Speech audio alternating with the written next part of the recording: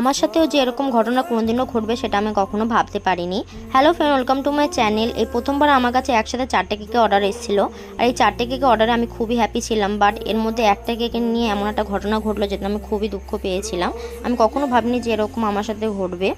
এই 4টে কেকের অর্ডার যারা করেছিল তা আমার রেগুলার কাস্টমার, তারা আমার কাছে অনেকবারই কেক অর্ডার করেছে। সো প্রথমে প্রথম কেকটা নিয়ে নিয়েছি, এটা ছিল 1 পাউন্ডের মধ্যে চকলেট ফ্লেভারের। এই কেকটা যে অর্ডার করেছে সে আমার কাছে অনেকদিন আগে থেকে অর্ডার করে রেখেছিল। সো কেকটা আমি প্রথমে ক্রাম কোটিং করে ওভারনাইট ফ্রিজে রেখে দিয়েছিলাম। তারপর নেক্সট দিন আমি এটা ফাইনাল কোটিং করে তারপর ডিজাইন করে নিচ্ছি এক এক করে।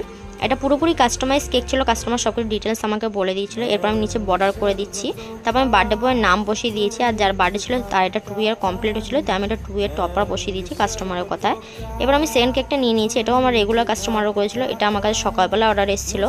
এটা ছিল অ্যানিভার্সারি থিম কেক, 1/2 পাউন্ডের মধ্যে চকলেট ফ্লেভারের। এই কেকটাও আমি নিজের মতন করে ডিজাইন করেছি। প্রথমে রোজ